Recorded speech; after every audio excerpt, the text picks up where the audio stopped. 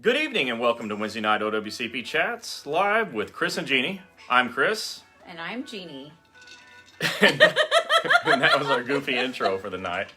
We started a few minutes early to give everyone a chance to get on, so if you're watching this as a replay, it won't all be goofy, just like 80% of what she does and none of what I do. And we'll be talking about OWCP tonight. Hey, Matt, welcome to the show. Appreciate you being here. Yes.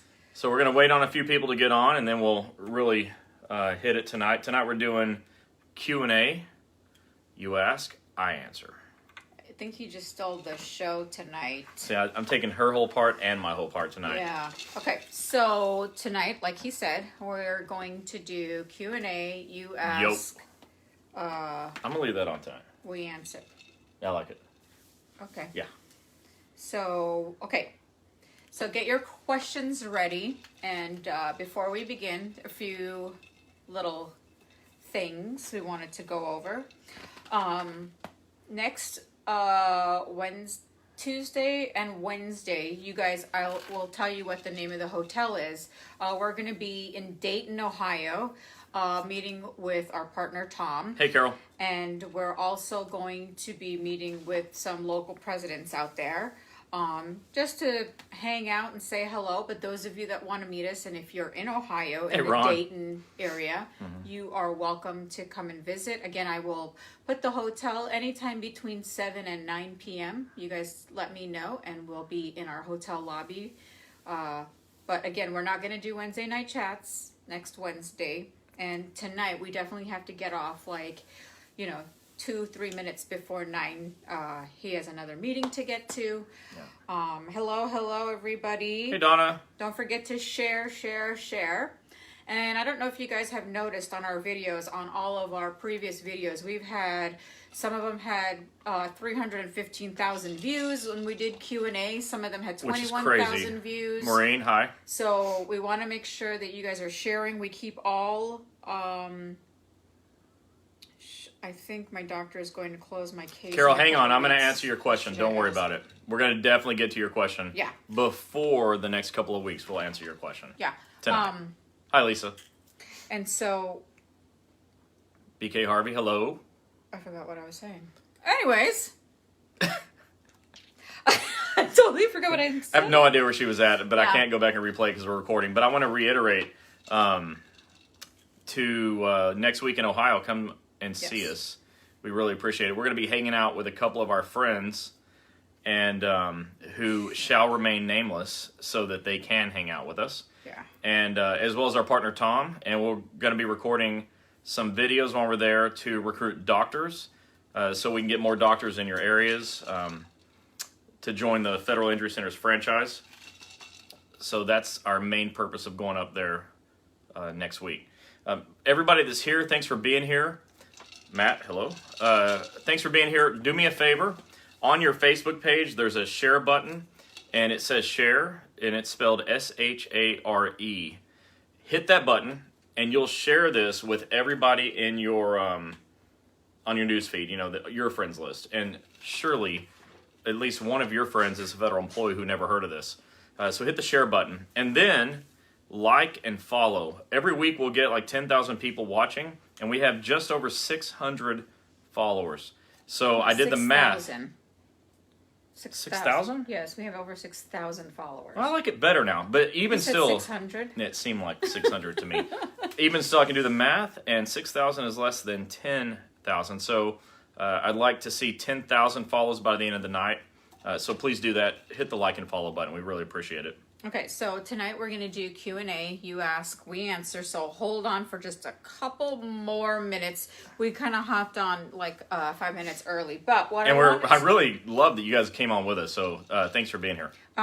So share this to your groups. One more house cleanup thing here. Twitter? No.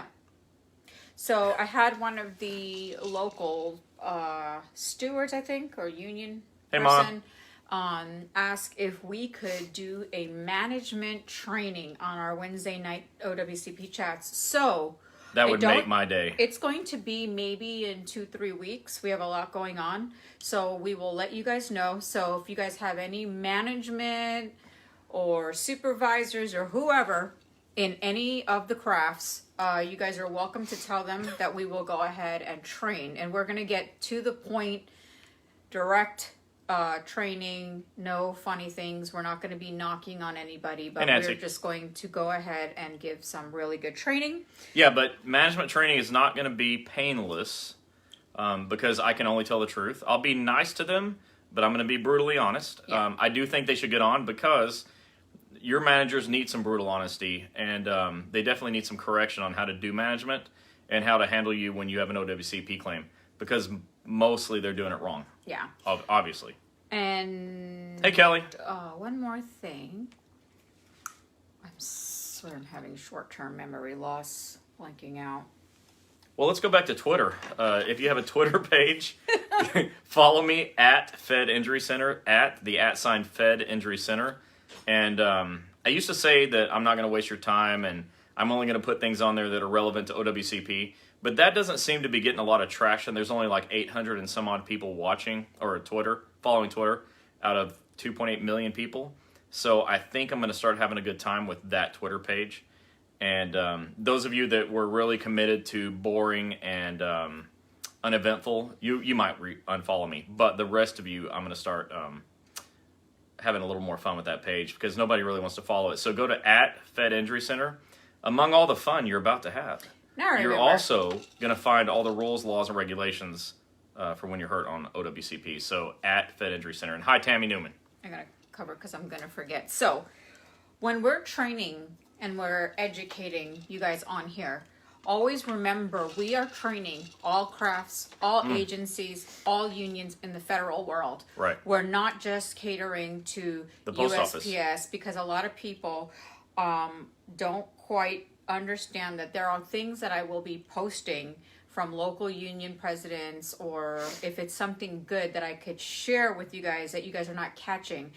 And I know last week I posted something from a local TSA president, and USPS employees were sharing it, and then they started asking questions why, if we could explain that. First of all, that was just for TSA employees. And when you read it, it said TSA, and it was spelled TSA. So be sure you don't misspell USPS by thinking it's spelled TSA. So some things are going to be for other agencies than just the post office. The post office has more federal employees than all the other agencies combined, so clearly this relates to you the most. But we help every agency. We have people from federal prisons that are on. We have the DOD, BOP, we have Department of Homeland Security, defense Social bases, Security, the bases, and USPS. But AFGE has over 700,000 union members. And when we always talk about Mr. Everett Kelly, he is the AFGE national president. So, with that said, be careful what you are sharing. We love that you guys are sharing it, but if you have family that is an AFGE or friends, that's fine. But remember, we won't be able to answer USPS questions on an AFGE post, okay? So let's get started. I know a lot of you have a lot of questions here. Well, we forgot. Don't forget to get the book.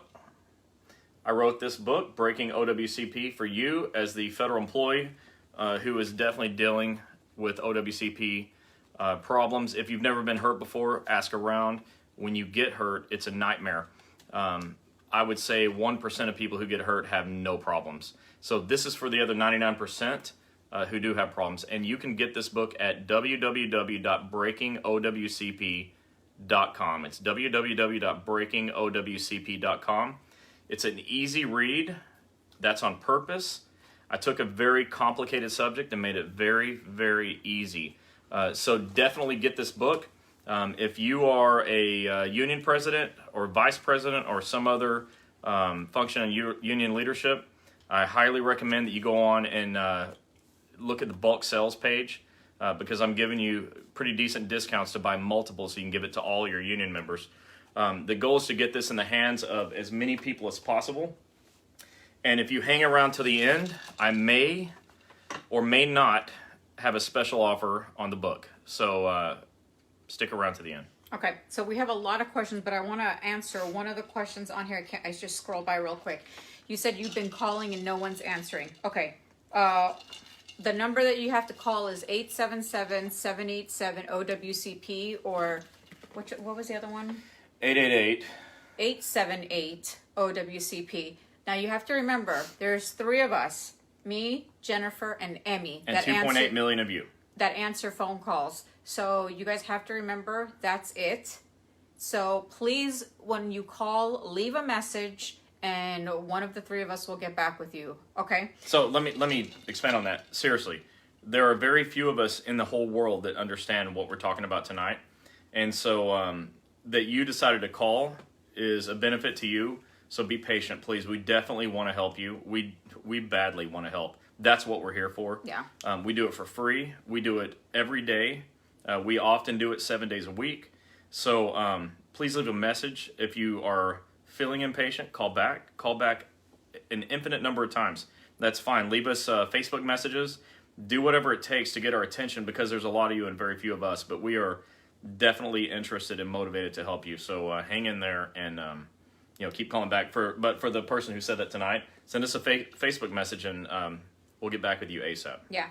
Okay, so we have a lot of questions coming in. So I scroll back to the top. So please be patient with the questions until I start going. There's a lot. And this is why so we start at the top. early. Let's do it. All right, so Carol Merchant said, I think my doctor is going to close my case in a couple of weeks. What should I ask in this 40-minute appointment? So your doctor should not close your case unless you're at maximum medical improvement. If you've hit MMI, this is as good as you're ever going to get. Your doctor says so, you agree, and so on and so forth. Then what your doctor does at that point is he or she writes a CA-17, releasing you back to work, full duty, or at whatever capacity you're able to go back to. And that doesn't necessarily close your case, but it sort of signals to the agency that you're ready to go. The case is closed by a claims examiner, not by a doctor. Like, no doctor writes a letter to a claims examiner saying, hey, nothing to see here, case closed. So your doctor's not going to close your case, but they may send you back to work full duty. What you need to do is communicate with your doctor and make sure you're on the same page and that your doctor is still working in your best interest. So if going back to work full duty is the best thing for you, you should definitely do that. And follow the doctor's orders, but if you disagree, have a conversation with the doctor. The claims examiner closes cases, not doctors. Yep. All right, Debbie Rosser says, what is the first thing you should do if you have a shoulder injury? Did I say that right? Shoulder injury. God, what am I? Yeah. So it depends. Okay, that's an open-ended, loaded question. If it's a disaster, call 911, obviously. With that said, the first thing you do is report to your supervisor immediately, right away. Don't delay. So many people delay, and they say, well, maybe I'll wait a couple of days and see if it gets better. Don't do that to yourself. Tell people right away. And when you report to your supervisor because you just hurt your shoulder today, you fill out a CA1 form with your supervisor and get copies of everything and then take it to the doctor. If you are experiencing shoulder pain or any condition from any body area that has developed over a longer period of time, you tell your supervisor you want a CA2. You fill that out with the supervisor and take that to the doctor. Those are your first steps every time. Report, fill out the form, go to the doctor. And do it in that order and do it today. Don't wait till tomorrow. The rule says report as soon as possible. As soon as possible is now. It is the soonest possible time. Yeah. So do it just like that. All right. Margaret Duffin said, I broke my leg on the job. Ouch. Couldn't prove it, so I had to suck it up. Why isn't there disability for federal employees? This must change. Okay, so the last point first, there is disability for federal employees. It's through the Office of Personnel Management. However, you said you broke your leg on the job and couldn't prove it. So let me ask you something. Because now I'm thinking like a doctor, which I'm not a doctor. For those of you that don't know me, I'm not one. But I'm thinking like one, and I'm thinking about writing a narrative, which would get your claim approved. I would start your narrative by, what was her name? Marguerite. Margaret. I'd start by saying Margaret woke up today without a broken leg. Right. In fact, she went to bed last night without a broken leg, and she woke up without a broken leg. She got in her car to go to work without a broken leg, and when she arrived to work without the broken leg, she walked in on her legs that weren't broken, and she clocked in, and while standing on non-broken legs. And then she started her shift, neither leg was broken, And in her shift, she did the following things that led to a broken leg. So there's no way anybody can say that you broke a leg on your shift and couldn't prove it. Were you limping when you clocked in? Were you limping when you clocked out? That's a pretty good indicator. So if that happened and you weren't able to get your claim approved, that is the most, that's like the easiest claim to get approved. And give us a call and we'll help you with that. No matter where you're at, we'll help you. Yeah. Tina Hines says, I had an accepted claim when I broke my wrist on 3/2/2020. At the same time, I crushed my thumb joint. They fixed the wrist and now they deny the thumb. They have closed my case. Now my doctor, have closed my case. Now my doctor wouldn't return me to work because not fully able to use a hand. They have cut my pay off since 6/10/2020. I filed an appeal and nothing. Yeah, so if in the process of a wrist injury, you had a crush injury to your thumb, I'm assuming it all happened at the same time. If not, correct me. And I'll give a scenario for if not. But if it happened at the same time, your doctor needs to do a diagnosis expansion report and explain how the crushed thumb injury was part of the initial injury. You explain it, you give the diagnostics like x-rays and whatever else the doctor needs to do.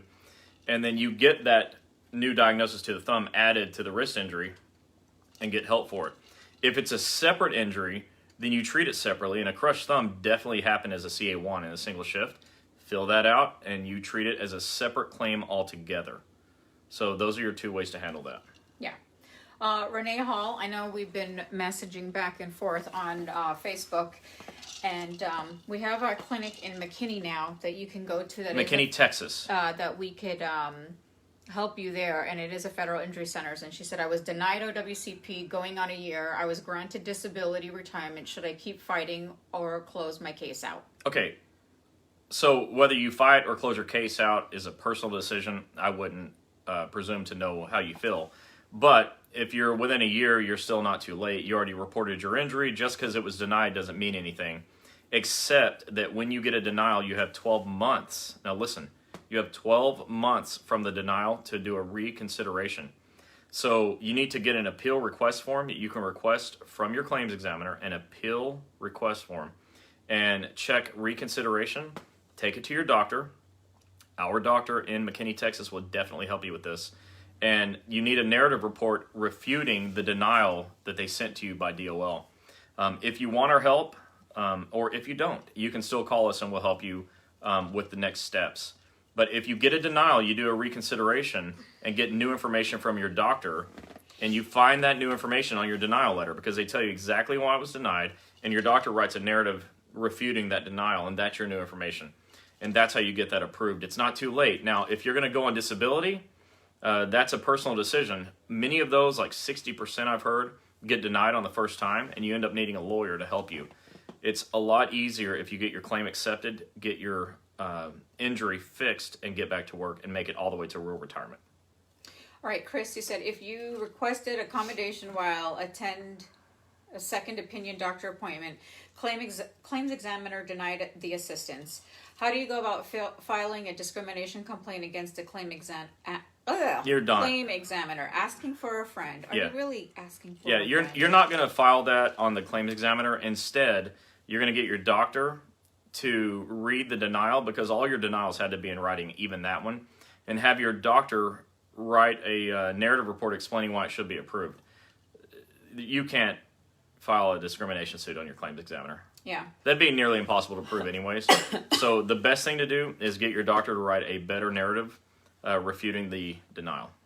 Well, we got Dr. David Wooten on with us tonight. Hey, Dr. Wooten. He's in Memphis, Tennessee. He said, hey Germantown. guys, great to join you tonight. Those of you that are in the Memphis area or Tennessee area that don't know where to go, give us a call or go see Dr. Wooten out in Memphis. He's actually just in Germantown. So those of you that are there, if you guys want to connect with him or ask him a few questions, you can. And he's got a first-class office, and his staff is really great. Which is a requirement to work with us. We require them to have beautiful offices, and he does. It's incredible.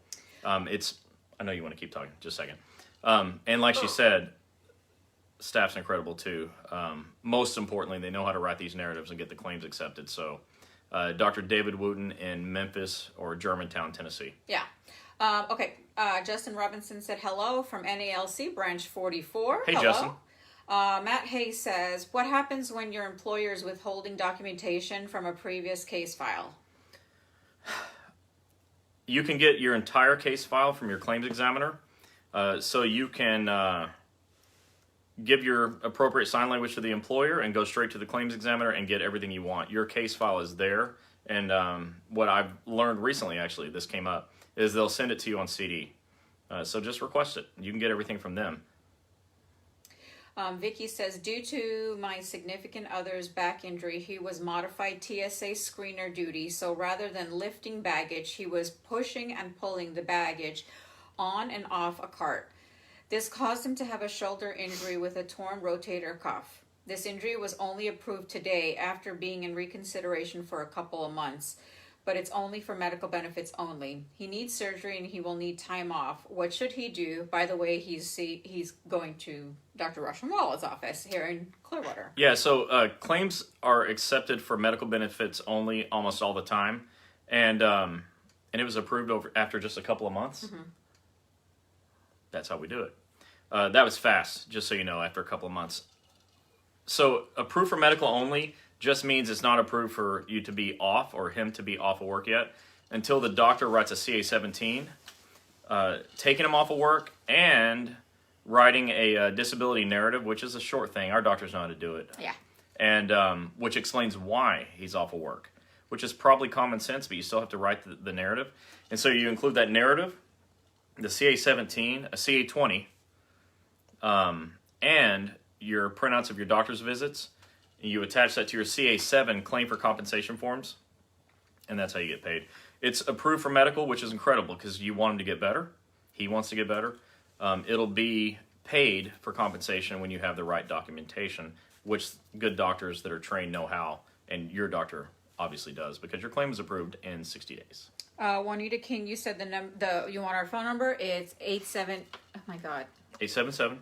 877-787-OWCP. I don't know what is going on with my little short-term memory tonight. Hello, everybody watching. Thank you for tuning in tonight. Barbara Perkins says, I'm going to an orthopedic surgeon tomorrow. If he says my injury is work-related, is that the date I put on my CA2? I'm sorry. Okay, so I'm not... the question confused me a little, but I know how to answer it. Okay. The date on a CA2 is a date that you realize it was work-related. So let's say you've been going through this thing for like 2 years, and today you woke up and you're like, man, this knee pain is definitely work-related. You put that today. The previous box says, when's the first time you ever had symptoms? And you put that date and get close. But the date you knew it was work-related is the day you realized it was work-related. Yeah. I think we're talking about box 11 or 12 or 10 and 11 on a CA2. One's on the right side, one's on the left side. Angelique Prout says, what if you get diagnosed with a post-contusion epilepsy from a fall, with post-contusion syndrome and post-concussion vertigo? Yikes. What if you get diagnosed with that? Well, those things can definitely be approved. The Department of Labor will approve them if they are legitimate, timely filed injuries. So the what if is follow your doctor's orders, and if you get letters from DOL denying anything, get your doctor to write narrative reports to fix it, and then get all the treatment you need and get better. Yeah. And if you have any more questions on that, Angelique, just give us a call. Let's see if we could help you and walk you through I'm not trying stuff. to be short on the answer. It's just I'm not really sure where you're going with that, but I'm happy to expand further if you give me more detail. Hey, Alice. Alice says, howdy from Texas. Remember we met Alice? Well, howdy. Juanita King says, yes, I was sent back to work full duty and wasn't able to work at full capability. Yeah, so you go back to your doctor and just say so. Like, I'm trying to do this and it's not working. And let the doctor make medical decisions on you being off of work. It's, everybody wants you back at work. Your doctor, yourself, your supervisor, your claims examiner, your nurse case manager. Everybody wants you to go back. But I think generally nobody wants you to be there in a position where you're not safe, except maybe your supervisor, who won't care all the time. But everybody else wants you to get there safely. So if you don't think you can do it safely, go back and tell your doctor and let them modify your 17. Vicky Kenter says, my significant other has an accepted work comp claim for a back injury. However, work comp has limited the diagnosis to the initial diagnosis of back strain. 9 months after the date of injury, an MRI was done where a bulge disc compressing the S1 nerve was found. The doctor in Dunedin office has twice requested for the diagnosis to be expanded, but work comp refuses to do so. What do we do? All right, well, the good news is you're at a place that knows what to do, but I'm glad you asked. So what I'm about to say is what will happen for you, okay? But for everybody else that this will happen to, and it will happen to many of you, you get diagnosed with a back strain, and they approve strain. And this could be a shoulder strain, a knee strain, ankle, whatever. But the diagnosis of strain or sprain, they're going to approve it because it's a low-level diagnosis, and they're going to expect you to be better and back to work full duty soon, which is ideal, obviously, especially if you have a strain or a sprain.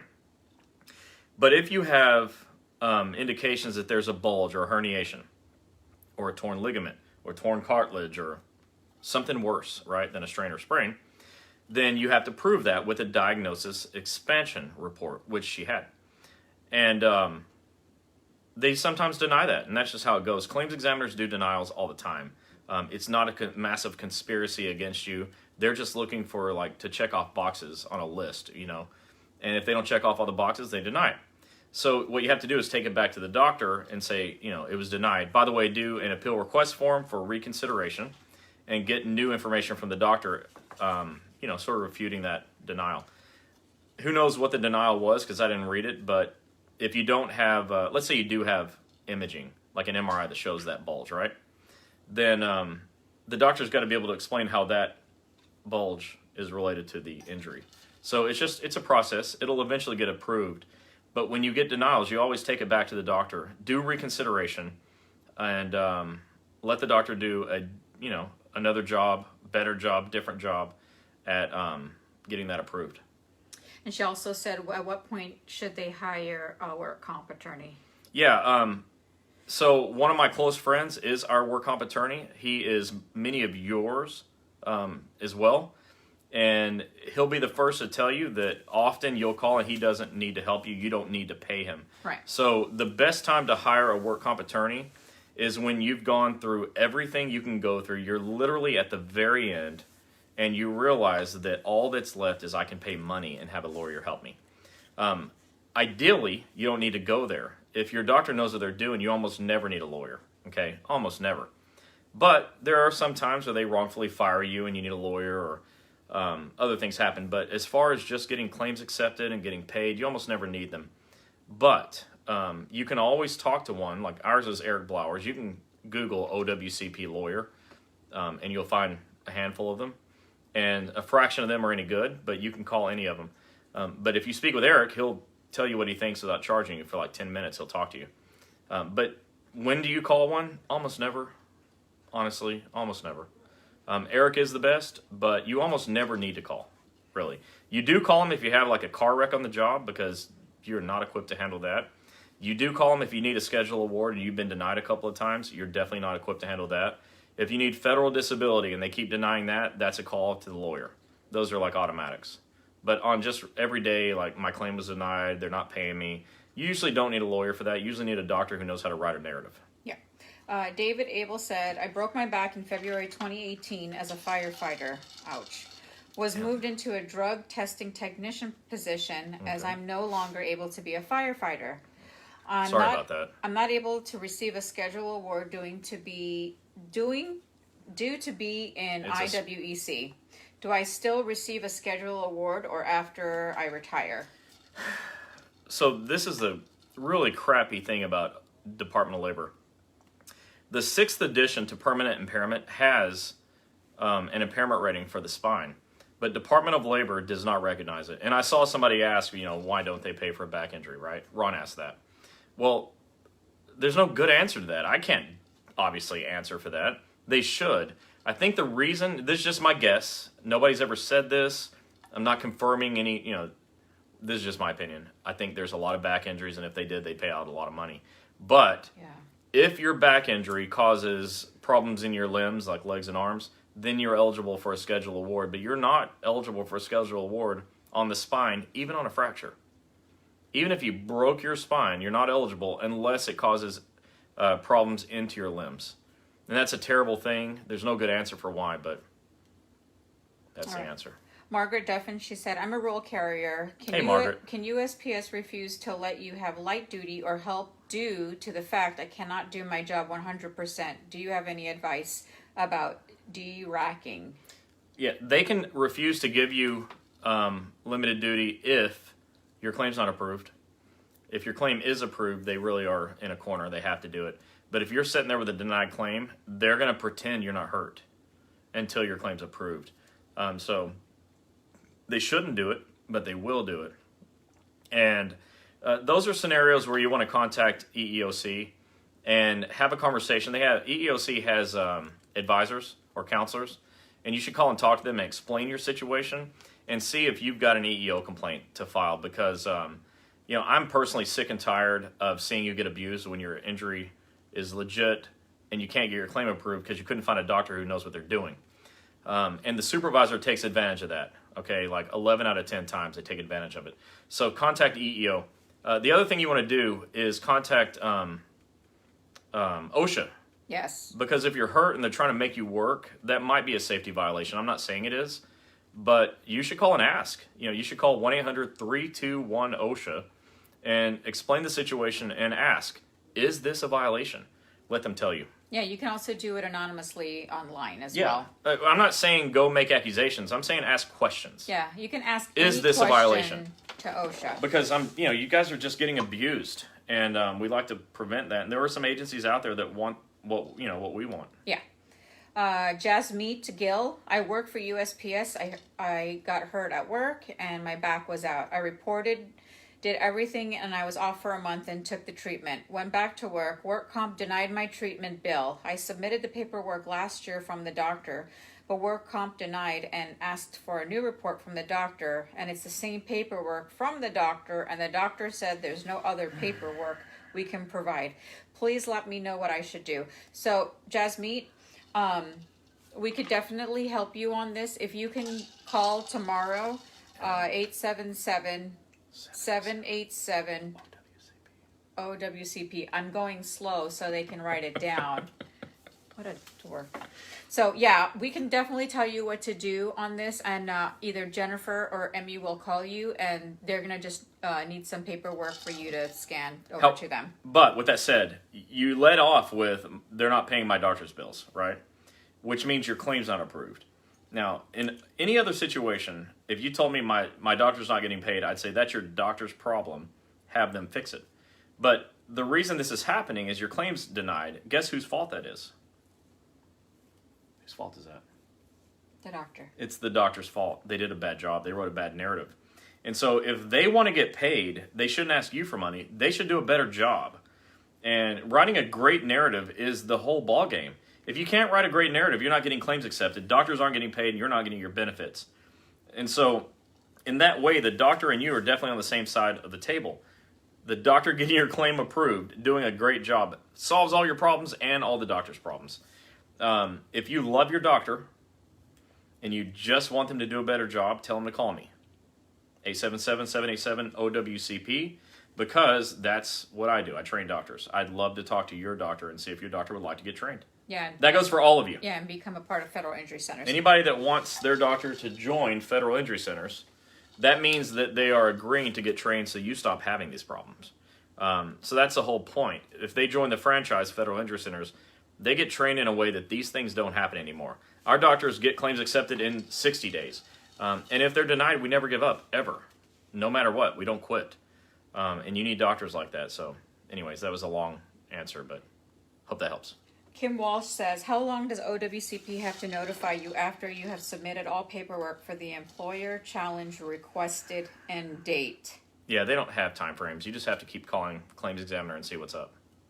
Kelly said, can OWCP limit the amount of physical treatments you receive? Well, they can. So check it out. Like, let's say your diagnosis is a strain. They're not going to let you have 50 physical therapy sessions on a strain. They're going to assume it's going to probably heal up in a month. I mean, I'm not a doctor. I'm just saying a strain is a real low-grade diagnosis and low-level injury. So it really just depends. At some point, they're going to stop approving therapy, stop approving treatment if they think you've had more treatment than what your diagnosis requires. If you need more, that means your diagnosis is bad and you need a diagnosis expansion from your doctor. Sharon said, agreed what you said here that you almost never need a lawyer. I've had a lot of disagreements with people about this. Yeah. Look, I'd love to say, call your lawyer and sue everybody. But really, that's very expensive. Nobody wins in a lawsuit except the lawyer. And again, remember, I like my lawyer very much. But you don't want to be in a lawsuit. You just want to get it right up front. And the best way to get it right is to get a doctor who can get the job done. Yeah, a lot of you on here are saying Eric Blowers is the best. We agree. He is the best. There's no question he's the best. That's why we use him. But if he took every case just because he only cares about money, he wouldn't be able to help anybody. So he's not driven by money. He's driven by doing the right thing. And so I'm not telling you what he wouldn't tell you. He would tell you, you don't need me. Yeah, sometimes people wind up getting denied, and you guys tag me on the post of employees that are writing the post, and I see all the time, get out of it, don't file OWCP, they're going to screw with you. OWCP, well, they are going to screw with you, but definitely file it. OWCP is horrible. You have to understand, and we say this all the time, even to the doctors we train, it's not OWCP that's horrible. It's the doctor that has to write the proper, correct, very detailed narrative. Some narratives go for 5 to how many pages have you seen? 12? I mean, probably no more than 8, but 8? That's a long report. Yeah, so I write some, and I'm telling you, 8 pages is a lot. Okay. Vicky said, thank you for answering my 3 questions. You're Your welcome, answers Vicky. were very helpful. Juanita King says, I was rear-ended at work while delivering mail and haven't received COP. All right, now, Juanita, you need to call Eric. Yeah, if you haven't. And I want to talk to you, but you need to call Eric before you call me. That's very important. In case... You're going to put his number down, right? Yeah, in case denied because doctor, as you said, did not know what to do. Help, I really need to speak to you on the phone. Okay, Juanita, give us a call again tomorrow, 877-787-OWCP. We will definitely get you Eric Blowers' number. And then what I'm going to do at the end of our video is go ahead and repost all the doctors we have in federal injury centers plus Eric's information. So for those of you that need it. All right, Chris Corbin says, I have a compression fracture on my back. My doctor took me off work. Now OWCP is demanding narratives on how I am disabled. They said the first was insufficient and are requesting more. My employer is also demanding all my medical records. I haven't been able to work since July and I have received 0 compensation and can't go back to work. All right, so your employer demanding all your medical records. So here's what they get. They get a CA-17. And they get a CA-20. You can find all these at federalinjurycenters.com. Just go to this website, federalinjurycenters.com. There's a tab that says OWCP forms. So every form that I mention is there, just so you know. Mm-hmm. But your employer is saying, I want your medical records. Well, you can tell your employer they can want in one hand and do something else in the other and see which one fills up. You have faster. The right to give them or not. Don't have them call the office try to request the records. Definitely don't. Yeah. Your employer has no right to call your doctor. That's what I'm saying. We all. had that situation here, and that person wound up getting in a lot of trouble. They violated HIPAA, so remember that, guys. Yeah, don't go on. So, your employer has no right to your records. You give them a CA-17 and a CA-20. That's what they get. As far as a disability narrative, that's pretty standard. Your doctor's got to do a better job writing that because that goes with your CA-17 and is attached to your CA-7 so you can get paid. Those are really important. Yeah. BK Harvey said, waiting for authorization on surgery, CE denied. Right now, the doctor is sending narrative to CE. CE has not sent me anything. So CE is claims examiner, and the doctor is doing the right thing there. So let us know how that goes. And call your claims examiner like every week if that's what it takes, or every day if you're comfortable doing that to, light a fire under them. Ron Jackson said, you guys are great. Thanks for all the help today. Ron, you're great. We all appreciate it. That is the most complimentary person that I know. He is. Ron, I really appreciate you. Sweet stuff. I'm not kidding. We get hit about the face every once in a while for doing this. So, Ron, I appreciate your compliments. Thank you. Juanita King said, oh my God, I need to speak to you. Oh, I need to speak to Eric too. Yeah. Yes. Chris Corbin said, federal workers' compensation attorneys do not work off contingency. Yeah, that's a fact. So Eric was saying a couple of weeks ago when he was on that his rate never exceeds a certain percentage. I forget what it is, but he bills hourly because they're not allowed to legally take a percentage. But there are still some federal lawyers who will take a percentage, or some lawyers who don't know they can't and they'll do it anyways. But yeah, Eric was saying he's not allowed to take a percentage. So what he does is he caps what he could possibly make and then bills that per hour, which is probably the best deal you're going to find out there. Shakindra said, my case was approved for compensation since last April. Great. Workers' compensation need my pay rate, but my company isn't responding. So, file a grievance. I haven't said that word in a while. File a grievance. The second page of the CA7 is for the supervisor to fill out, and that's where your pay rate and all that stuff is at. There is no mechanism for them to deny you. They have to fill that out. They're required to. So if your supervisor won't fill it out, go over that person's head and get, that person's boss to fill it out. But get your union. I hope you're involved. Yeah, ask your steward to help you. Hopefully you're involved with your union. If you're not, get that way, because you need to file a grievance on this. They cannot deny you. Essentially, they're denying your payment, and they can't deny your payment. Don't let that happen. Paul Anderson, you said my supervisor was talking to my doctor. You have to tell your doctor who gave permission for your supervisor. So he says, in fact, the PT doctor called my supervisor while I was standing in his office. Actually, let me say something. I always tell our doctors, if you want to call somebody, that's fine, but have the patient in the room with you. I never want communication between the doctor and a nurse manager, a doctor and a claims examiner, or a doctor and a supervisor without the patient in the room, because the patient has a right legally to know every communication that's happening. So that your doctor did that with you in the room is fine, but I sure as heck hope that your doctor was working in your best interest. Yeah. And if you don't want your doctor making that phone call, all you have to do is say, no, don't make that phone call. Then they can't. Vicky said, I had 3 questions already, but my significant other, Mark, wants me to ask you about a new injury. Mm-hmm. First, he injured his back, which led to a shoulder injury. His other shoulder was bothering him too, but we thought it was just because he was favoring it. However, he had an MRI on Friday at the Tampa VA, and now we know he has a torn rotator cuff in the shoulder. Should he file another claim? We have no idea about the date of injury because it wasn't any specific event that caused the injury. So here's what normally I would answer this question, but you've got a back and a shoulder and another shoulder. It sounds like your back caused one shoulder, and it sounds like the other shoulder was like all by it happened on its own, but it also sounds like it might have been related to the first shoulder, which happens. This is complicated. It's not impossible. It's no big deal. What we need you to do is actually let a doctor decide how that happened. I heard you say you're in Tampa. Our office is in Clearwater, which, as you know, is not far. And I think you should give us a call and let us get... That's a TSA guy. Okay, if you're already with us, that's great. That's right. Sorry. So what you need to do is tell the doctor what's going on and let them advise you.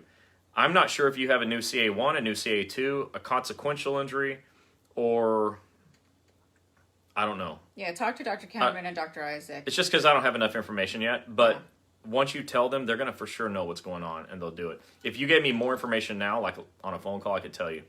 But just tell the doctor next time you're in, make an appointment and go see him, and they'll fix that for you. You should get your back and both shoulders fixed, and they should all be covered. Hey, Andrew.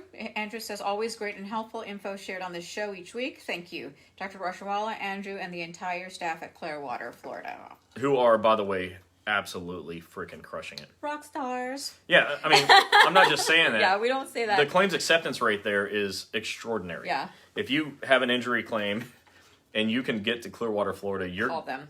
Like 9 out of 10 times your claim's getting approved like fast. So and the other time it'll get approved slow. Yeah, and look out for Dr. Rushmall and Andrew. They will be coming up the East Coast all of the way to New York. United States into New York, opening about a total of 14 or 15 offices. So if you are anywhere between Florida and New York along the East Coast, and you would like them to hurry the heck up and open their offices, say so here. All right, Diane Edcock said, more people need to know about you all. You guys do great service for many people. So glad you're there for those that need you. Diane, thank you. Yeah, thanks. And this tell all is your why friends. We tell you guys, that's fine if you guys tag me in stuff, because a lot of you know that I'm always on the Facebook stuff and I'm in the groups. Chris doesn't even pay attention to Facebook anymore. But yeah, just tag me, tell your friends, and this is why we tell you to share, so everybody could see this. And remember, even if it's just regular people that are not federal employees and you're watching us, share it, because you know your mailman, number one person that everybody or in mail the lady. mailman or mail lady, They have ladies too, and mail dogs. You guys know them, so tell them. You see them limping around or injured, just give them our phone number. Hey, just real quick, everybody share, send text messages, smoke screens, get your cans out with your wires. Let your friends know we're doing this. We still have like 20 minutes left, so let everyone know we're here. Yeah. Amber Robinson, I was seen at the Calamar Treatment Center in Indianapolis on June 1st. The doctor there submitted my reconsideration that I signed and dated on June 2nd. At the beginning of August, I called the claims examiner to follow up. She had no idea I submitted a reconsideration. The next day, she called and told me that my reconsideration form couldn't be submitted by the doctor's office, and that I had to send it in myself. So I faxed it that day. I asked for the 90 days. Would that be for the original date, June 2nd, or the day I faxed it? She said from the day I faxed it. Can you do that? Is it prolonging my claim and an additional 2 months? So technically, you're supposed to send in your own appeal request form, which would request reconsideration. And incidentally, while you're doing that, you should send in a little letter to go with it explaining why you're doing reconsideration so they understand what's happening. If they're requiring you to resend it now, you're kind of stuck with now. Jackie Hansford said, over a year ago, my organization was unable to accommodate my restrictions. Haven't received 1 penny from OWCP. I had to sell my house and everything we own to move. Still waiting for approval. I have 3 narratives from doctors saying the same thing. They do not care about you, your family, or your life. Go to OWCP website and read their mission statement. Make sure you're sitting. It's a joke. Who was that? Jackie, we understand. We hear that all the time. Please give us a call. When you guys get into battles like this, and we know that we only have 4 or 5 locations right now, but call us. Sometimes it might just be worth your while to hop on a plane and come see one of our doctors. Copy and paste that to an email later and send that to me. Okay. Lori said, what is a consequential injury? Let's say you have the easiest description of consequential. Let's say you have a right knee injury of some sort, right? And you're limping around on it. And as a result of that right knee injury, your left knee starts hurting because you were limping around. Now the left knee hurts. The left knee is a consequence of the right knee. And so if your right knee is approved, you can get the left knee approved because the right knee. If you never had the right knee problem, you wouldn't have the left knee problem. So that's a consequential injury. It's one thing that's a consequence of another thing. Jackie Hansford said again, what do you do if you are in need of immediate treatment? You get that and your insurance won't pay because it's work-related, obviously. Claim is still pending. You have no lost wages, nothing. What are you supposed to do? All right, I'm going to answer that question. But before I do, I want to tell everybody, because this is going to be relevant. Trust me, it's relevant to the answer. The book, Breaking OWCP, go to breakingowcp.com. Go there tonight. Hang in there, because don't forget I'm going to give you a special offer at the end of this. But go there, please. There's a tab that says free downloads, and they are free. Okay, they say $0. One of the forms there is a form for getting a CA-16. It's something I created. It's not official. You can't find it on DOL's website. Your agency's never seen it before. But I hope that enough of you show it to your agencies that they get the hint. What I'm doing is trying to give you a roadmap to get your CA-16 from your supervisor who doesn't want to give it to you. Your question was, if I'm injured, what do I do, right? And how do I prevent my insurance from having to pay for it and having to pay copays? Look, I'm filling in some blanks. Having to pay deductibles, and I have to go to the ER, and my ER copay is $1,500, you know? How do I prevent that? If you get hurt today, you have a right to a form called a CA-16. The CA-16 pays your medical bills for 60 days. It pays those bills even if your claim is never approved because your doctor's terrible.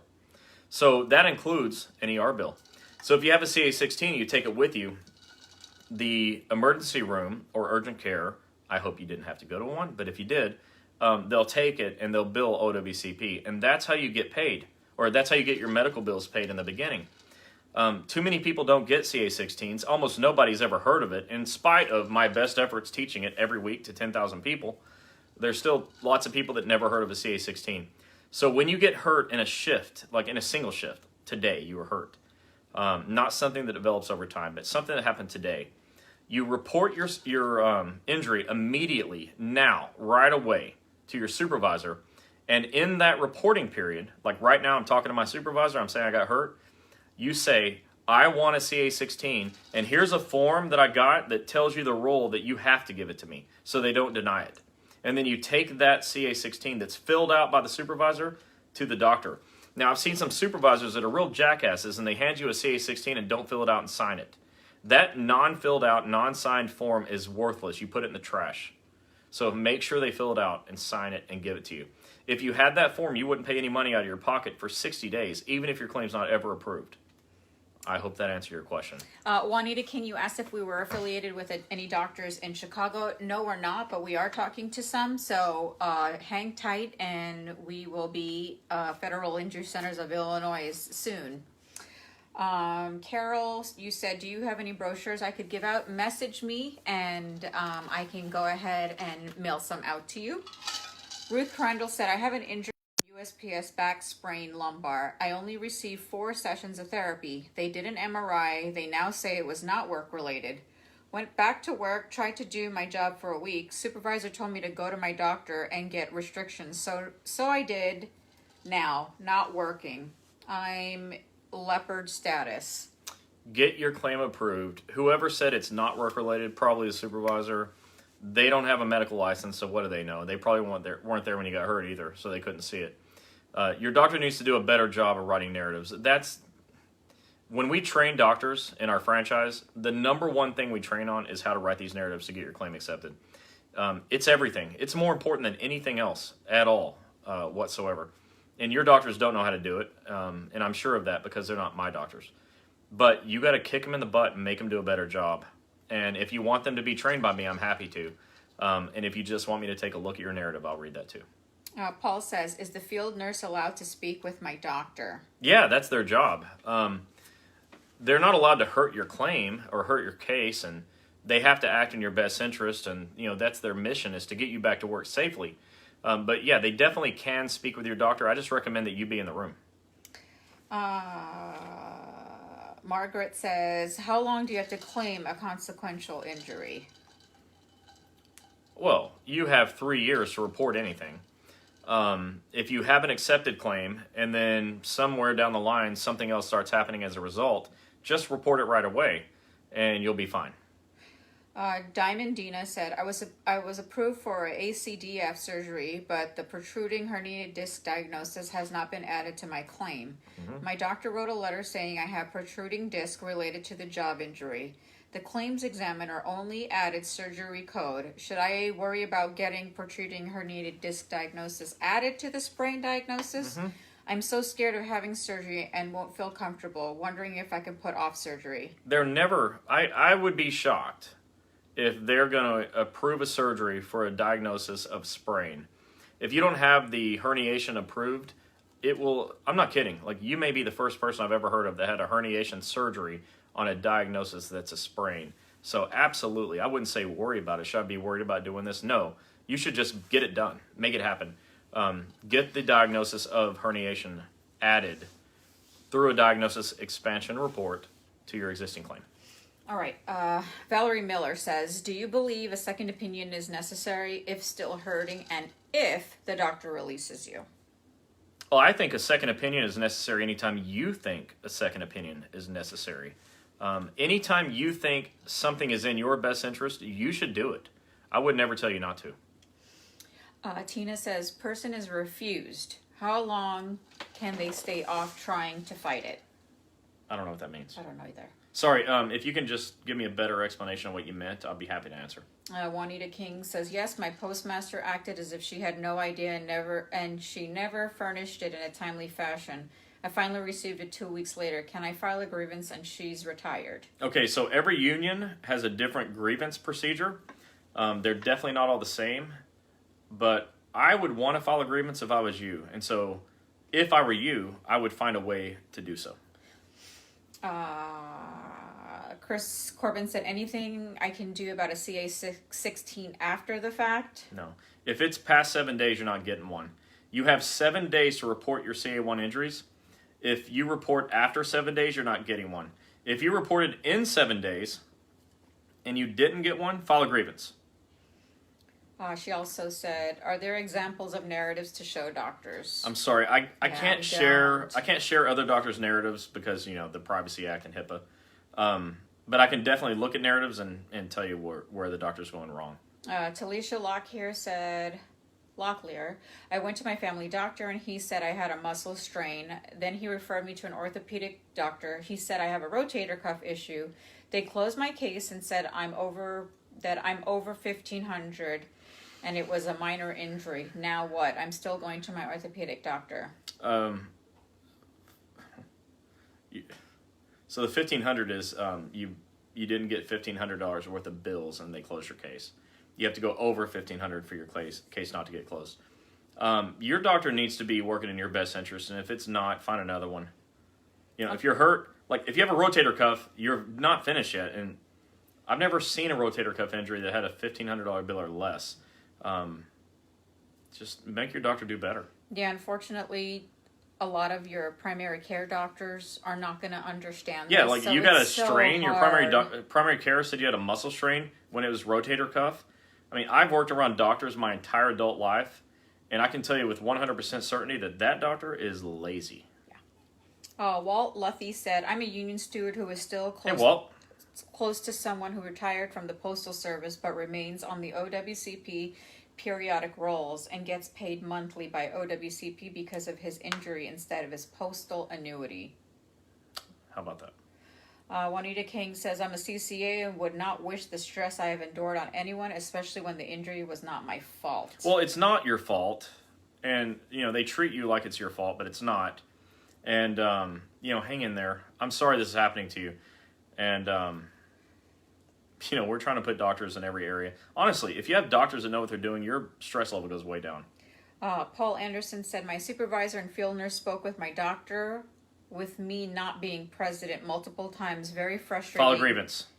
And now 5 years later, still no medical intervention for my injury. They were certainly conspiring. Yeah, so the field nurse can talk to your doctor without you. You can say, no, don't do that. Your supervisor, by rule, cannot speak with your doctor without you. They broke the rules, and you should file a grievance on your supervisor. Ruth Crandall says, "I'm going to get a second opinion going to the spine and brain. What form do I need to take with me?" Well, you're going to get a second opinion. You should just take your records, your initial narrative report, your initial CA1 or CA2. Get your doctor to fill out a CA20 form, and take that stuff to the second opinion doctor. Give them some information, just give them your records. Probably your doctor will put that on a CD for you to take. Chris, if you want to send your narrative so Chris can review it, it is Chris, CHRIS, at federalinjurycenters.com. Centers with an S on the end. Federal Injury Centers, like there's more than one. Vicky said, "Both Mark and I would like to express our appreciation for the entire staff in Dunedin office, and a special thanks to Yudi at the front desk, who's always friendly and welcoming and knowledgeable." I'm glad you had a great experience. Yes, we love to hear that our franchise folks are doing a great job. Tammy says, "If you refuse the workers' compensation and you decide to dispute it, how long can you take to have a final verdict?"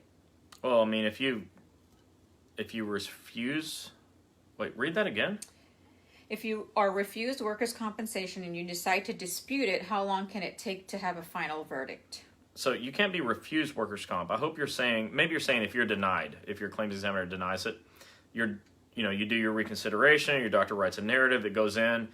There's no time frame for claims examiners to make decisions, so you have to just call every day. But nobody can refuse you to file a work injury claim. That's against the law, so I hope that didn't happen to you. Ruth, you said, "Do you have doctors in Ohio?" No, we don't, but we are looking for doctors. And if you're in the Dayton, Ohio area, next Tuesday and Wednesday night at our hotel, you can come see us. I will be posting that this weekend. Okay, so we're actually getting close to the end. So let's go ahead and wrap it up. We'll answer the rest of your questions. Yep. So it's okay that you keep asking. We'll get on it, and we'll try to answer in the comments. But just a couple of follow-ups before we end. Please share this. It's really important that you hit the share button. Too many of you don't. but you're here and you see how there's value in this, and you see that it's free. And so if you'll share it with your coworkers, I'd really, really appreciate being able to help even more people. All of your coworkers need the help, even the ones you don't think need it. They definitely do. And so you're doing them a huge favor and doing me a favor by being able to help them. So share, just hit the share button. Like and follow this page. Do not leave this page without hitting like and follow. It's just like and follow. So hit those buttons. Go to Twitter at Fed Injury Center. Follow that. And you're about to. Yeah, I'm gonna say this last question. First of all, we don't have a doctor in Washington. We only have 4 franchises. We don't know any other doctors in any other states yet, which brings me to, you guys saw my post. If you guys know of a doctor that's interested in doing the program and you refer them to us, you will get compensation. Have them give me a call or email me at Gini, Gini, at federalinjurycenters.com, or call 877-787-OWCP. And if you message me, I'll give you my personal cell phone number so they can call me. Yeah, and that compensation is a referral fee for the doctor. That has nothing to do with OWCP. Yeah. So if any of you are on here and you misunderstood that is not a kickback. Yeah. I am paying for referrals. Yeah, we don't do that. Referrals of doctors. I just said I'm paying for referrals. That sounded awful. I am paying for referrals of doctors. It's a commission for doctors. It's a commission. That's what I meant to say. But you guys saw my post. All right, this is the last question we're going to answer, and then we'll get to you guys later on. Christine Mata said, management only gives CA-16s to injured employees and then gets a bill. So management pays with their postal credit card. CA-1 are not to be giving per injury comp. Is this legal? Hell no. Contact OSHA. Contact OSHA, file a grievance. All right. That is definitely against the law. If you get my book, you'd have the laws. They're in there. They're written in plain English. I made it to where everybody can understand a very extremely complicated system. The book is Breaking OWCP. The whole point of the book is because OWCP is breaking you every time you get hurt. And I know how to fix it. And so I put it in a book. It's a very easy to understand book. You need to get it. Everybody that's gotten it so far, which is more than 600 people, have given positive feedback and said that it was helpful and they wish they had it before. So go ahead and go on and get it. But I want you to also get one for a friend. I need this in the hands of as many federal employees as possible. So here's what I'm going to do. This is the special offer that I said at the end. The book is $14.95. Shipping is free. If you get one now, starting now until midnight Eastern time, okay, 12 o'clock Eastern time, it's going to be buy one, get one free. So it's 9 right now Eastern. So for the next 3 hours, it's going to be buy one, get one free. If you buy one, don't try to go in there and buy 2 unless you want 4 books. Buy how many you want, and I'm going to put another book in there for free. So buy one, and I'll give you one free. If you want 4 books, buy 2 books. If you want 6 books, buy 3 books. I hope you understand. If you want 2, buy 1. But for the next 3 hours, from 9 o'clock till midnight, it's buy one, get one free. If you buy 10 books, I'm going to ship you 20 books. So take advantage of that. Get it in the hands of as many people as possible. If you're a union president, over a local chapter of your union, and you have 50 people, then buy 25 books, and I'll give you 25 books for free. Yep. Everybody will have one. I need this book in everyone's hands, and you need it in everyone's hands. This is, I don't want to call it the secret, but it's kind of the secret to unlocking OWCP. If you have it, you're not going to have the same problems as other people in the past that didn't have it. So 2 for the price of 1 BreakingOWCP.com. We know because we see the time. So once midnight comes, we'll unfortunately... Yeah, don't get mad at me if you order it at 12:01, okay? For 3 hours, I'm going to give away books. So, and I'll sign them all. Yeah. And again, so next week we will not be having OWCP chats. We will be in Dayton, Ohio, visiting our partner Tom and a couple local presidents. So if you guys want to see us, I will put the information. And if you guys know any doctors that wants to help you in your city and state, please have them email me or call me. And I think that's it. Chris I have another meeting to get to. So thank you. Go to breakingowcp.com. And for the next 3 hours, get buy one, get one free. And we'll see you in 2 weeks. Bye, guys. Bye.